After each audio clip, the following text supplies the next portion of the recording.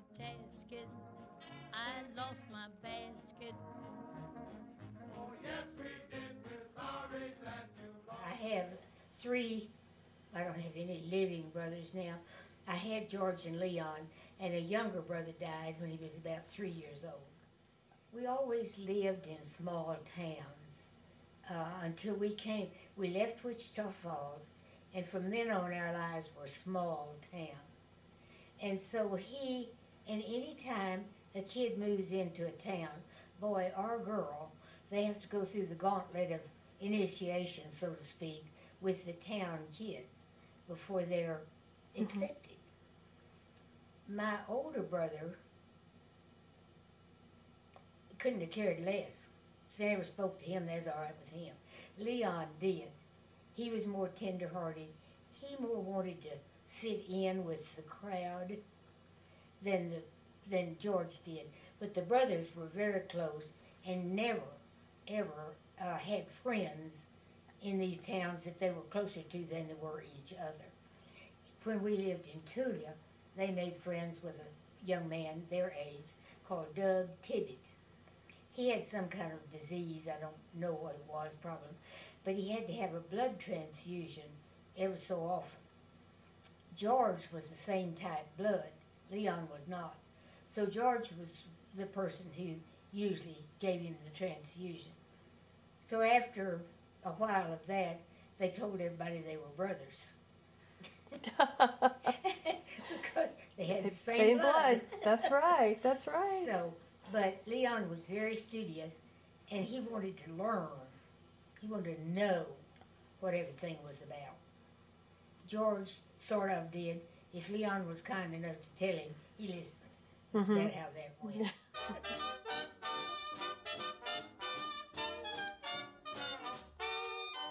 My daddy farmed and did some carpentry work. Then we moved to Gainesville, Texas, and he bought us several encyclopedias on how to do carpentry work and became very good at it and built big commercial buildings like chicken hatcheries and office buildings as well as homes. And that's what and then later in life, he was hired by the Texas State Highway Department, and he built bridges and culverts for roads to come. The roads then were dirt. When it rained, they were muddy. Oh, but yeah. the highway was beginning to hardtop, and so every 2 years we moved. He'd work back a year building bridges and culverts, forward a year, and then the highway department would move us or tell us to move. Yeah. And then when my older brother was ready for college, Daddy persuaded him to let us come to Lubbock so he could go to Tech. So he went to A&M. Cool. And my next brother didn't go to Tech. He went to Texas University. And I'm the only one that actually went to Tech. So then we lived here the rest of our lives. We had no mechanical anythings that our kids have today. I can't even remember in my earlier years us having a radio. And so we played dolls. Daddy made me a table and chairs. And again, now when you move that often, you don't have real close friends. And after you move in one of these little towns, it's a while before the natives, so to speak, will really welcome you into their friendship. So in that sense, I learned to play dolls by myself, do whatever I wanted to, and could be happy doing it. The byproduct of that was my brothers and I were closer than anybody else we ever knew. We had each other, and that really was pretty enough. We didn't care whether the local kids had much to do with us or not. I do remember my daddy, I told you, is a contractor builder, and in one of the houses we had, it was a 3-story house, and he had some special metal that you used like sink counter drains. I guess it was very expensive and probably hard to come by. But my brothers were using pieces of tin, making a boat to float in the water, which didn't float very well because they were metal. But they wouldn't give me a piece of tin. So I thought, I'll fix you. So I just took Daddy's tin snips and went up the top and cut myself out a plug the size I wanted. Made myself a boat, and when Daddy came in that night and saw it, he was not happy. I can imagine. He also was not happy with my brothers because they should have been sharing instead of not. But I can remember that incident really well. All I know is if there's such a thing as a perfect childhood, my two brothers and I had it. That's great. And we were expected to make good grades, and we tried. Both my mother and daddy were school teachers earlier in life. Oh, that's awesome. That's So, but we were never, I don't remember ever getting a spanking in my life. I'd rather had one than had my daddy look at me with that hurt look on his face that you disappointed me.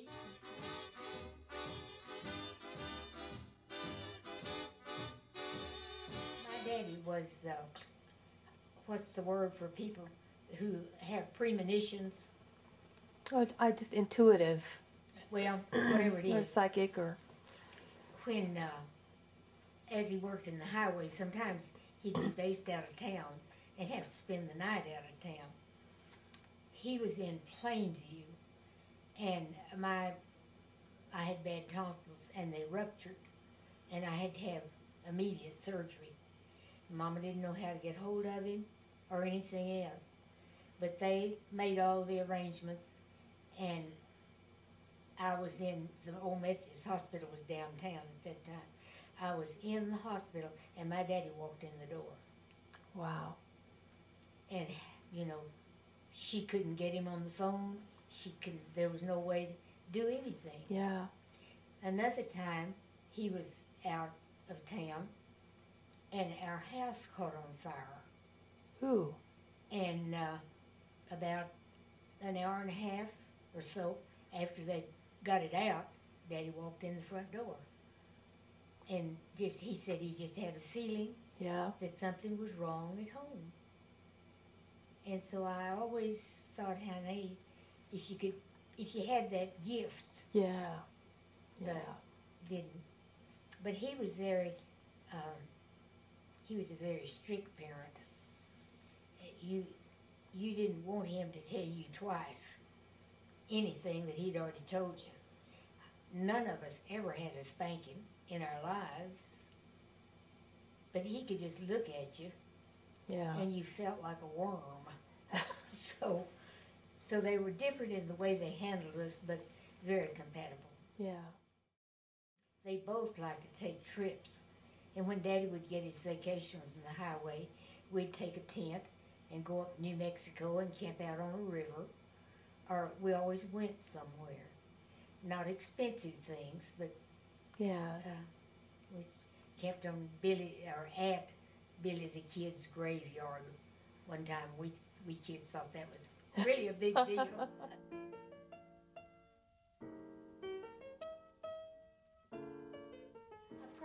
I've been accused of being a carbon copy of my mother. She was busy always.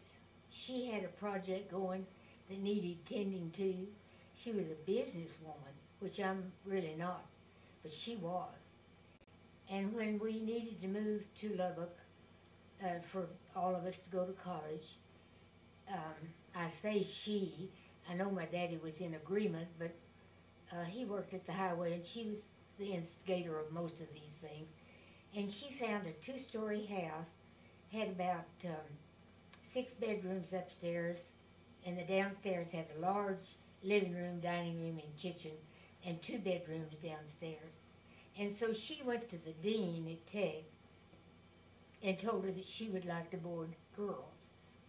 They had a big overflow and didn't have dorm rooms. So she and Dean Chitwood got together, and Dean Chitwood sent the girls that my mother had. They had to live under the same rules that they did at Tech. They had to be in or whatever.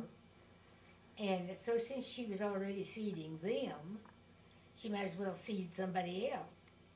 So anybody that came by wanted to eat did, and she had the tech team, football team for quite a while there. Wow. That's a huge undertaking And there. eat, my gosh, Yeah. my job was to make biscuits. I said if I had a penny for every biscuit I've made, I could rival Howard Hughes. But it was fun, and everybody liked each other and joked and kidded back and forth. And, Yeah. she had a boy that hired to wash dishes. Yeah. Morgan. I don't remember his last name. And I don't know how we started trying to get water on each other's glasses, but we did. Yeah. He had an advantage because he already had water. He could flip his fingers and Yeah. get mine dirty. And everybody finally clued in on the horseplay, and they sort of tallied to see Jumped who it. lost and who won. Yeah. Yeah. But she was very religious. We all went to church on Sunday school, whenever they opened the doors. Preacher we had when we first came down here was older and not desirable in our opinion, and he, from the pulpit, was one of those old mossbacks who had preached the Baptists or the Methodists or whomever else into hell. And Leon was home, George's in A&M, and we always invited people to go with us to church and young people's meeting, and they would. Just as sure as we did, that's the Sunday he preached on whatever they were.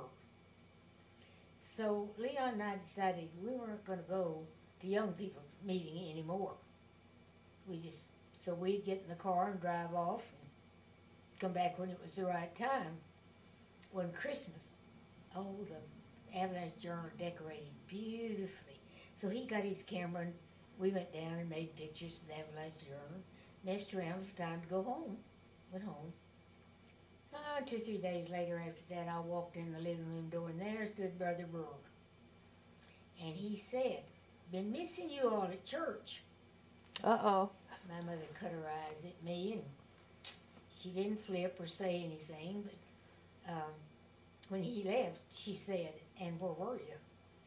And I told her, I said, "Mama, we tried to tell you. We didn't want to go, what he did. We were embarrassed to death. So this time, we were down making pictures of the Avalanche Journal." So she said, "Well, all right, you don't have to go anymore.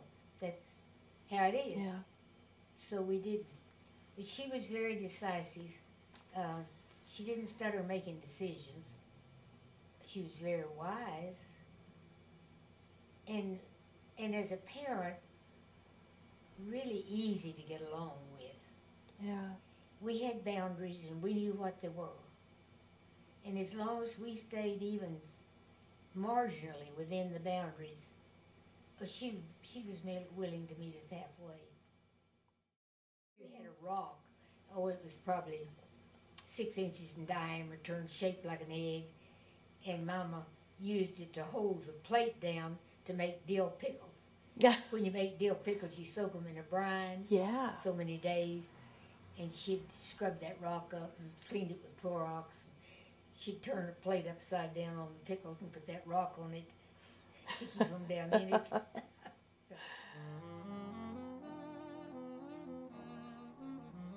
Let's see, I graduated from high school, I think in 37. I might have to go get my ring and Yeah. tell you for sure.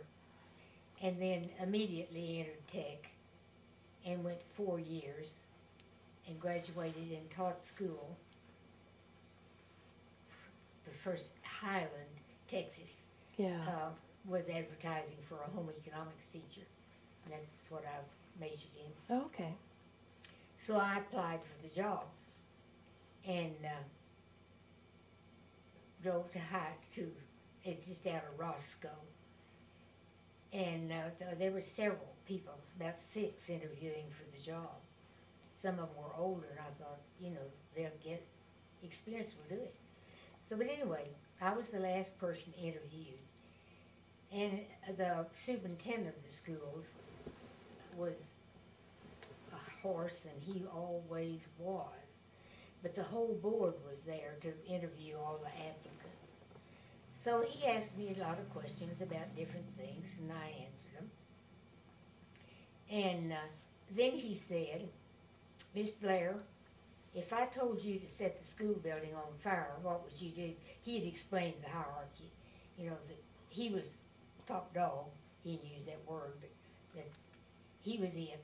And then there was the principal, and then there was a 7th grade teacher that had some leverage. And so if problems arose, he was the one that I would have to contact, and if not, well, then I could go to these others. So, okay. So he said, what would you do if I told you to set the school building on fire? And I sat there, and I thought, he's crazy. And I sat there, and directly he just slapped his hand down on the table, said, what would you do? And I said, well, I'd try to talk you out of it. And when I did, the president of the board slapped the table and said, hired. And so I was. Well, naturally, it wasn't a perfect relationship because he didn't get to do the hiring. He didn't even get the answer he wanted. Yeah. And so we had a very stormy relationship as long as I taught there. But the regional, in those days, homemaking teachers had a regional supervisor. And she thought about as much of that man as I did, I finally figured out. And she backed me all the way on whatever I wanted to do. They were having a preschool contest. The jewelry stores, the shop windows downtown would offer their shop windows, and students would make a display. That year it was on healthy eating. And so you made a display that made you think about healthy eating. Yeah. And the superintendent told me about it, but he said, it's too late, you can't do it. You can't even get a window. Well, I went downtown, and the jewelry store said, yeah, here's a window. So I called the one woman I'd met that had a girl that was a homemaking major. Yeah. And told her that I'd gotten a window, and if we could get the girls together, why, we'd have a display. So we did, and won first place. Well, the superintendent was mad on fire. He did not like, he was that way the whole time I taught there. And eventually it got to be a game to do something I knew he couldn't do anything about, but didn't like. We had a girl become pregnant, and oh, he was a devout Baptist, and he had a lot to say about that. And she eventually dropped out of school. Well, one of the girls wanted to have a shower for her, and he just went ape. Mm.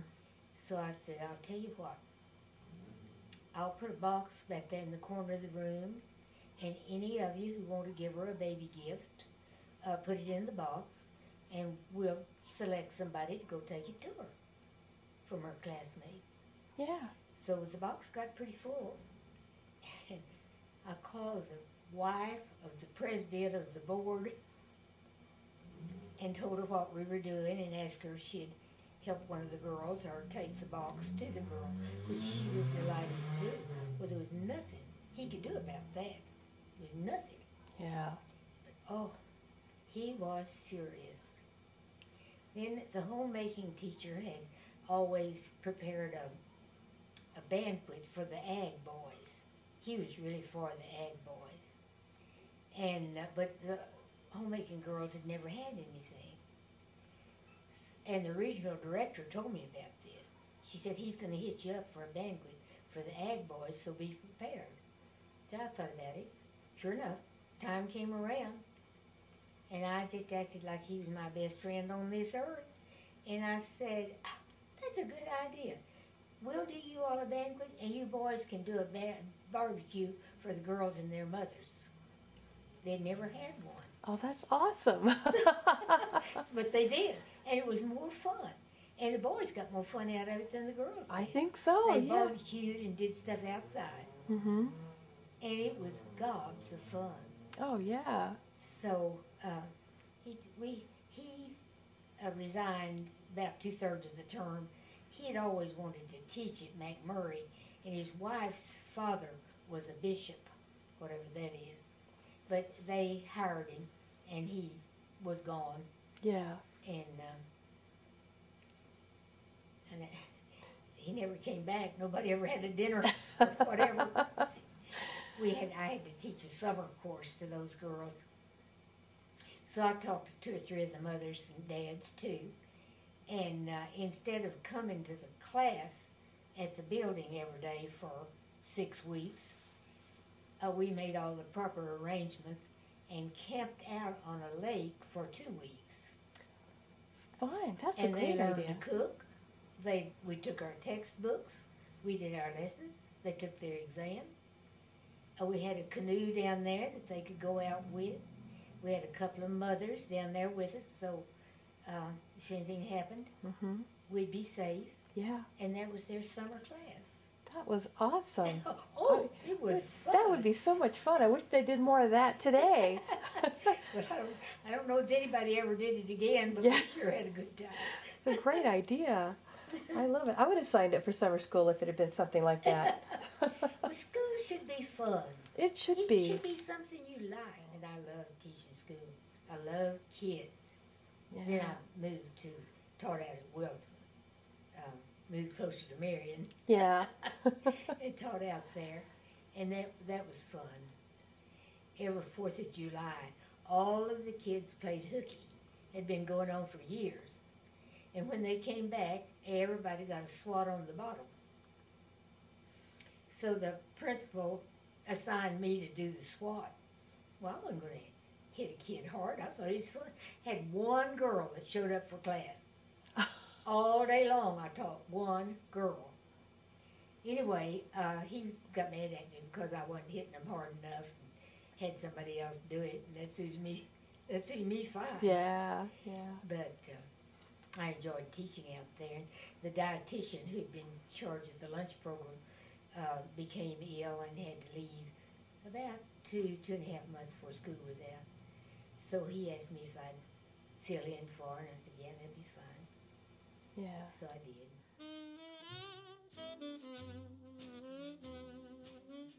Well, I met him when I was junior in college. I guess I met him when I was,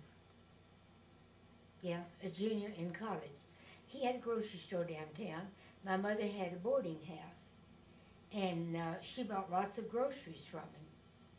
And one day she was out of lettuce, and lunch was coming on. She not only said, she signed up with the dean at Tech and rented out rooms to girls, but they lived under the same conditions the girls did in the dorms, had to be in on the same time, all of that. And they ate there, of course. And then my mother fed the football team, the Tech football team, and anybody else that wanted to eat there. So she served lots of meals. So one day she was out of something about 10 o'clock, 10:30, and she said, jump in the car, and she told me where to go, and they'll have ready what I've ordered, and you get it and bring it back, which I did. But Marion brought it out. And we said hello, and that's about all, because Mom was in a hurry. So we got home, and later, he called to visit, he called, and wanted to have a date, wanted to make a date. Well, my mother thought he was married, and she ripped him up one side and down the other for trying to make a date with her daughter, a married man like that. Because he was a good bit older than I was. And so he finally got his word in, I'm not married, I'm not married. So we did meet and started going together, and then never went with anybody else. Yeah. How much older was he than you?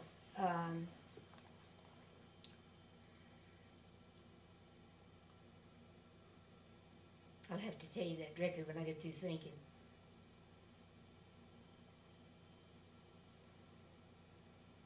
I want to say that he was 15 years older than I was. Yeah. Might not have been quite that big a gap, but pretty close. Across the street from us was a Fur Foods, But as grocery stores are now and chains up, they didn't exist even. And he had a predominantly Hispanic trade, but lots of Anglo trade also. And it was not a fancy store. The Hodges owned that whole string of buildings, and they had a grocery store in it, and he bought it from them when he was 18 years old. Wow. And so he'd had the store from then on. He was quite an entrepreneur. Yeah. Yeah. And built up a tremendous trade. Anglo people, townspeople, as well as Hispanic people. He catered to the Hispanic people because no one else did, for that matter. Like at Christmas, they'd buy hogs' heads.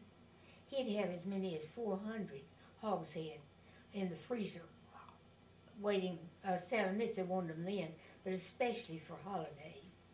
And lots of the people would bring us back tamales after they made them. Some we felt free to eat, and some we were too sure about. And on Easter, the Hispanic people use lots of fish, and they made a little pancake out of egg whites and powdered shrimp. Oh, it's out of this world. And I've tried to do it, but I can't.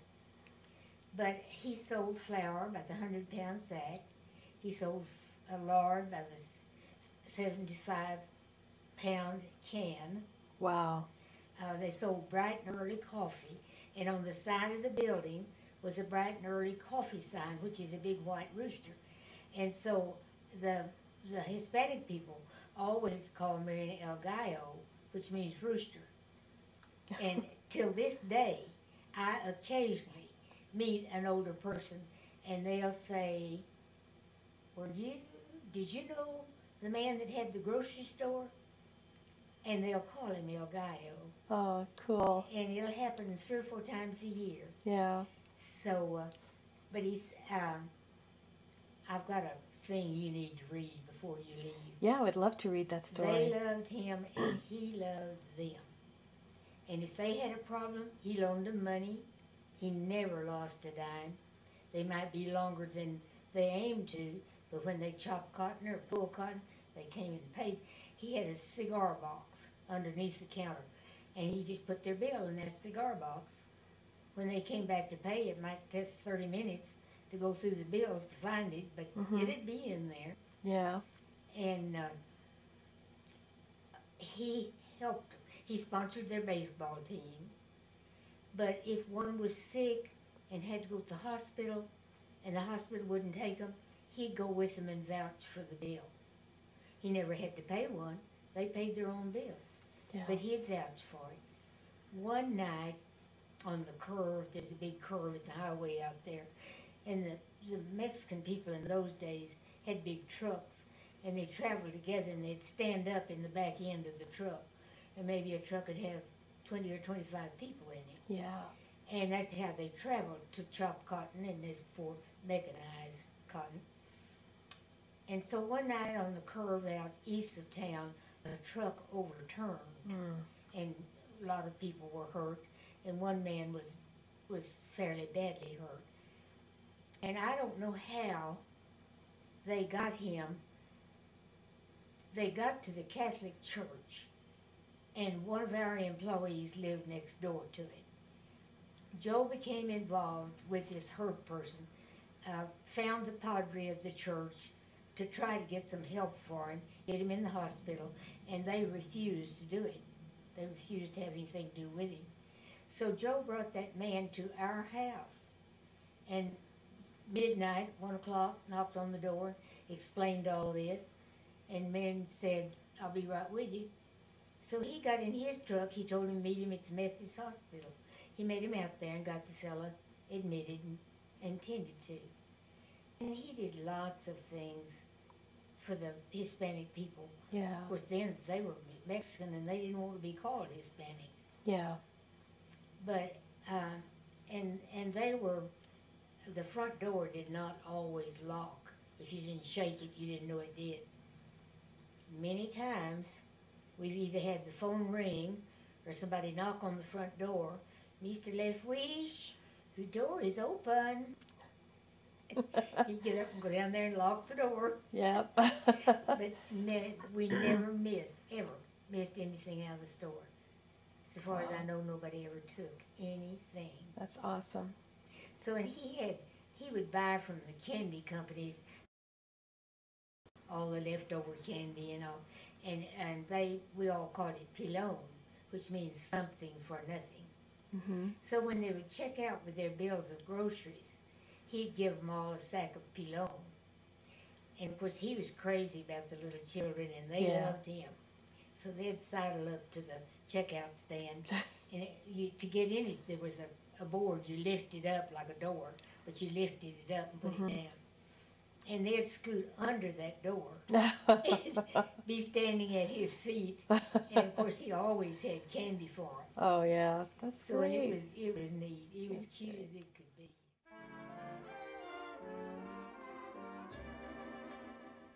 I guess after marrying, I always liked children.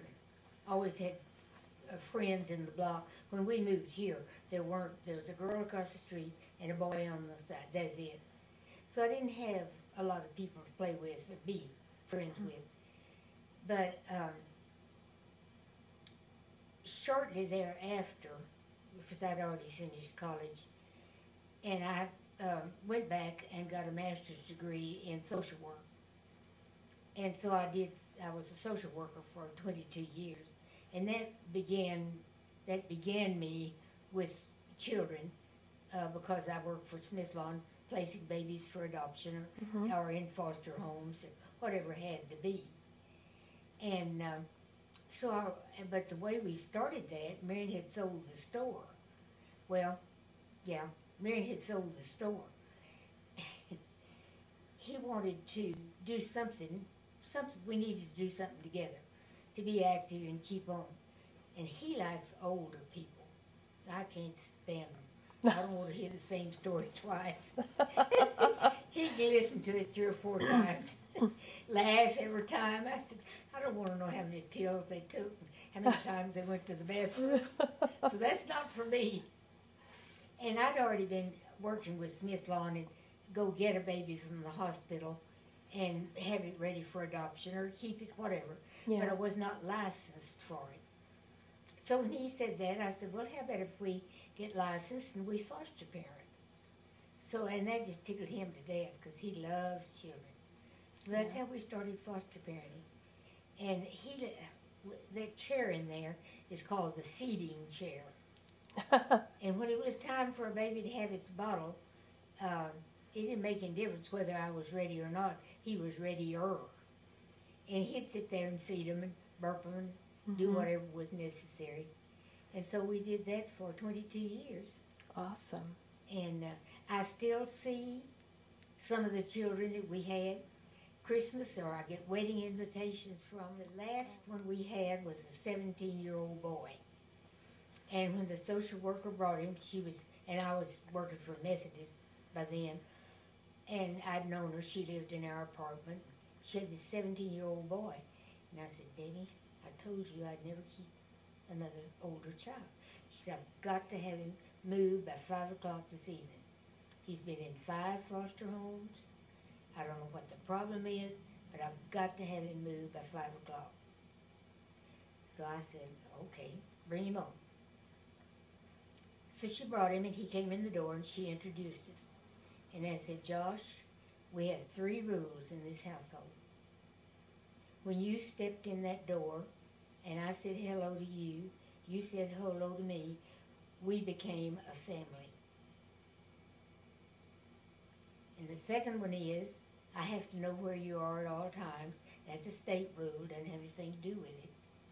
The third one is, you can't hole up in your bedroom. There's television there, but it's broken. But you can't hole up in your bedroom. You've got to come where Marion and I are and be a family. So he didn't even answer. But Debbie did her thing and left, and he took his suitcase. In a few minutes, he came in the kitchen. I was fixing supper, crooked his finger at me, grinning. I went with him. He had the television working. I said, how'd you do He said, well, there's some little wires back at the back, and he told me what he did. And I said, well, it ain't going to do you any good. You're not holding up in this bedroom. You bring your homework to the kitchen table where I am.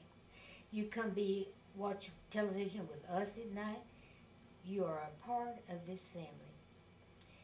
Well, when she got her new home license, she was supposed to move him, which would have been another 2 weeks maybe.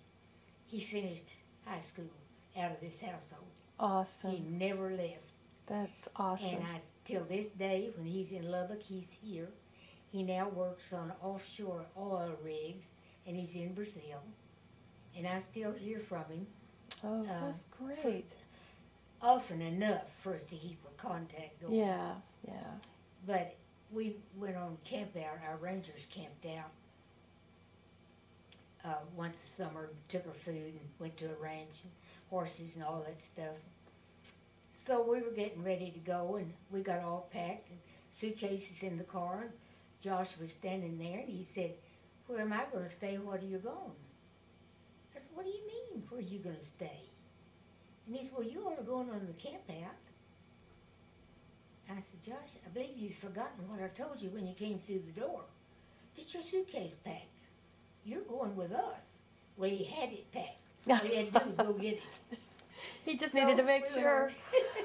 Camped out, and you could tell he was just dying to ride a horse. But he'd never ridden a horse. He didn't know anything about one. But later, one afternoon, Blair scouted around and found somebody that had an old horse that was start, stumble, and fall and couldn't do anything wrong. And so they were getting ready to go on the afternoon ride. And all this time, Josh, he didn't mean to be unpleasant, but, you know, everybody was going and he wasn't. Yeah. So Blair told him, he said, I've got this horse, and I'm getting older, and I can't keep up with Chad and Chase. So if you'll ride this horse and kind of keep up with them, I'd really appreciate it. Well, of course, he was on that horse by the time you could say scat. And the other adults knew to look out for him. So then every time we had a trail ride, why, he got to go. And he just fit in the family. Yeah. He'd bring his books and sit there at the kitchen table. If I picked up a trash can, he had it before I could get to the back door. He was wonderful. That's awesome. So I don't know. I later found out the reason he was in foster care, his mother had remarried. He had a little sister, and he couldn't see his sister. They forbid him to see his sister, and that just broke his heart. But the man she married said you could keep the girl, but the boy's got to go. Mm-hmm. And she did it. But later in life, even after he was married, and he went to the Marines. Mary wrote a letter for him, and he wanted to go to the Marines, and he did. Yeah. We found out that the mother and this man had divorced. And since then, she's remarried, and the man she's married to now is a computer person. And Josh was a computer, anything person. And so it's a great relationship. Oh, good. So his home life is wonderful. Okay. Marion always felt like if you met your children halfway, yeah, you weren't going to have any problems. And he was right. We didn't have any problems with our kids being unruly or unlawful, or of course they didn't always want to do what we wanted them to, or vice versa. But as far as problems, we didn't have. The only thing required was that I take care of the children. I included him, but I don't know that he did. Yeah. But he never wanted me to be away from the children, and one or two exceptions, I never was. Yeah. I thought they were pretty fun. I enjoyed them. Yeah. And we had two other kids that lived on the block, and they usually were here. And kids, I like kids. Yeah. They're a challenge. They are. But they're worth it. If they misbehaved, I'd bring them in and set them, and this was due to a child psychology teacher I had in tech. She said, when a child misbehaves, set them down for not more than 5 minutes. She said 5 minutes a lifetime. Give them a book, something to color, scissors to cut, but make them sit down for 5 minutes or less if you want to. And that's punishment enough. Well, that's true, and that's how our kids grew up. Except I'd set them at the end of the table in here, especially if two of them got into it, and give them pencil and paper and scissors, and but they had to sit there 5 minutes. She said 5 minutes is a lifetime to a kid like that, and I think, that can't be true. But it really is. It is, yeah. But about a minute and a half later, especially if they've been quarreling with each other, then the giggles start. Uh-huh. And then they're laughing and giggling, and the spat's over, and Yep. they've got it tended to. Yeah, yeah. So Cool. that's how they were punished. It's a smart way to do it. Well, it did. It worked perfectly Yeah, for us. yeah. And the little boy that lived on the corner, mother was a victim of polio. She was in a wheelchair. And so he literally lived down here at our house. And he was a nice kid. He was fun. Wesley enjoyed him so much. Yeah. But she always said, if Byron needs punishment, you have my permission to do it. Yeah. And she's in my Sunday school class. I see her still. And this boy he thinks I'm his second mother. And he's, 60 years old? Yeah. That's awesome. But I'd bring him, set him down with a piece of paper, Yeah. scissors, or a book, or whatever they wanted. And he'd have to sit there just like the rest of them. So they took their thermoses of warm something to drink, got all the clothing they had that could help them, and in the block of land were some depressions or ditches that irrigation water flowed through. And you had little pipes, and you call it popping the pipe. You fill them with water and put your hand over one end and set it up over the edge and jerk your hand off quick, and suction will start the water coming up to water the grass. Yeah. We got good at that too. But anyway, they decided that they'd get rid of those dogs. So they got all ready, took their guns, went out, laid down in the ditches. And they had these were sheep, had one old sheep called Irma. And Irma was the bellwether. Wherever she was, the sheep were. Well, sometime during the night they couldn't find Irma, but they felt like it was safe. They could see her through the scope of their gun. Yeah. So the next morning when they got up, there weren't any sheep anywhere on that place. They had left the gate loose and it blew open. Oh, no. So they got out to go start hunting the sheep, and some farmer pickup was coming down the road, and he knew instantly, and he said, "You boys lost something." And of course, shamefaced, they said, "Yes, some sheep." He said, "They were about a mile and a half down the road." So they had to go down there, walk those sheep back up to the pens. Yeah. But they did. And we kept them till they were market size and sold them. But and then they wanted calves. They had calves for a while. Yeah. And I think I told you that Catherine injected Wesley with the Yeah. black leg.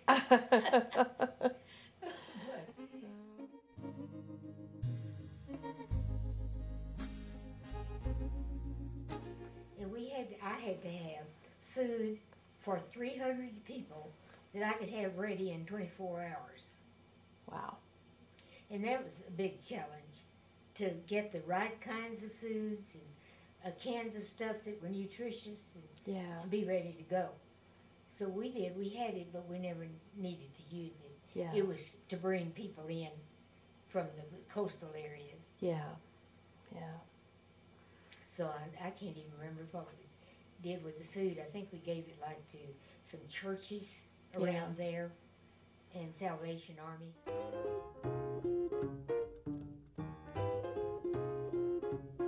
When Wesley was about 5 years old, I guess, he gave him a pocket knife.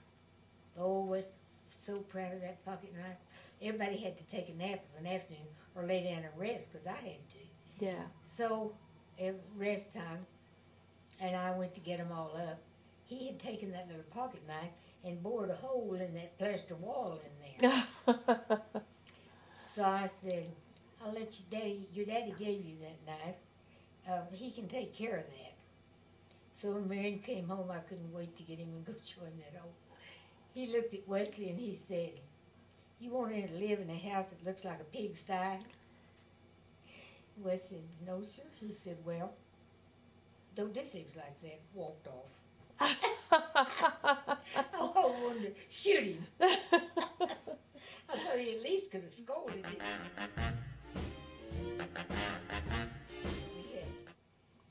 We used to have a beautiful front yard, and I planted crocus every fall. Uh-huh. Well, in the spring, you know, they come up. Well, man always opened the store on Sunday, but he'd close it about 11:30. Well, we'd just be coming back from church about the time he was getting home. Yeah. So we came home one spring, and the crocus and everything was coming up, and the street was just littered with green stuff. Mm. Man was out there with his pocket knife, cutting all those crocus up. And I said, you know, what are you doing? He said, well, look at that grass in there. It doesn't belong in there. Man, you helped me plant them. They're flowers. But we didn't have too many that spring. No, I wouldn't think so. Took care of it. First turtle that we ever had, we were at Bowie at a play day finals for the horseback riding group. And one of the kids found this turtle, and it's a terrapin. Now there's a difference between a terrapin and a turtle. Turtles live in water, terrapins on land. And this thing was probably about 8 inches in diameter. He was big. So we put him over in the back of my pickup, and we fed him scraps all the time we were there. Brought him back home and turned him out in the backyard. And he lived there for years and years. But they kept teasing me about the turtle.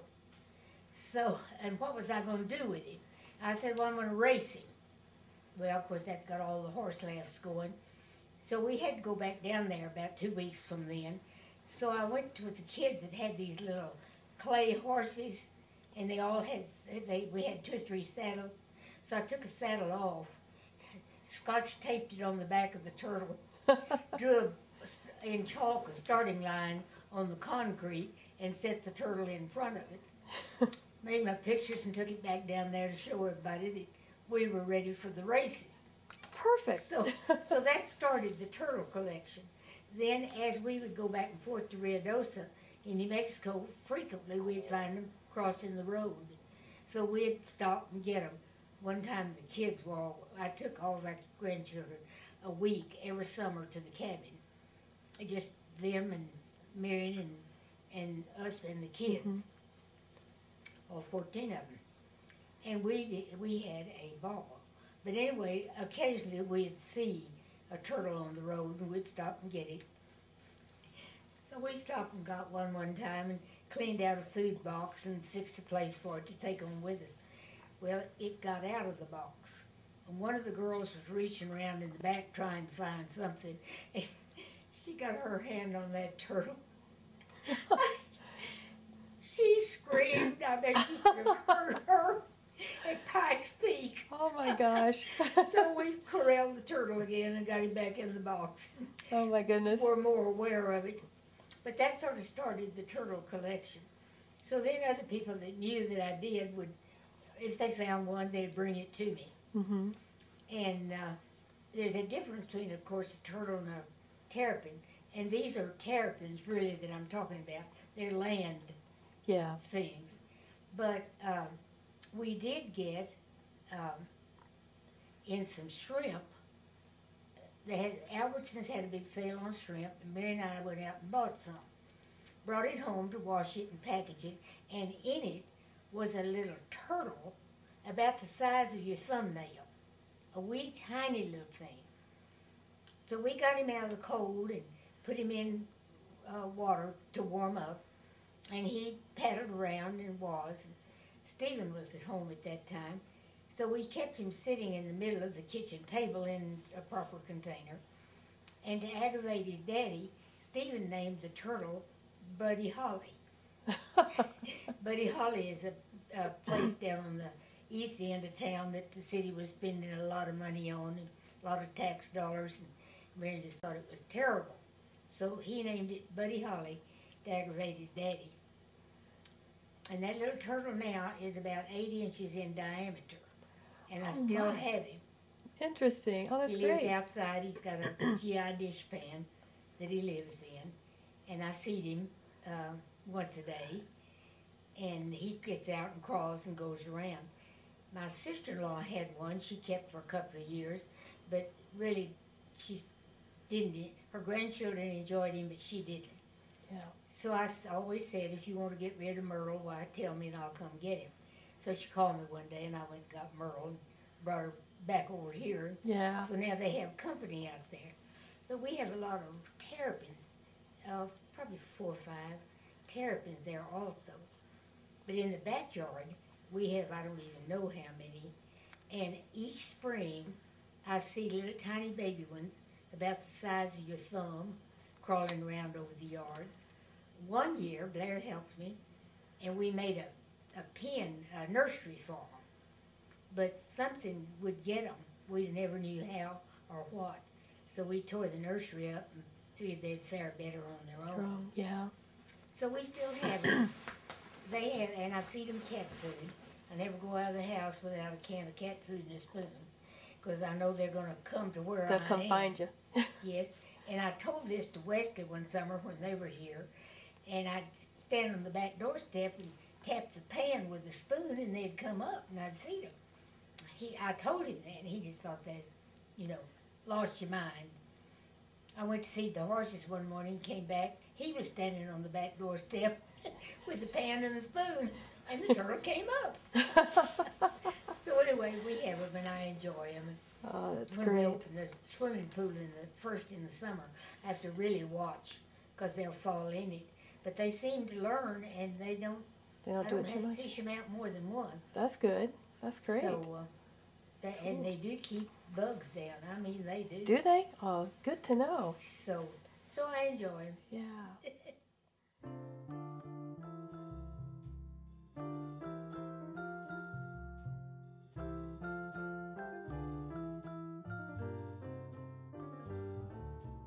Unforgettable,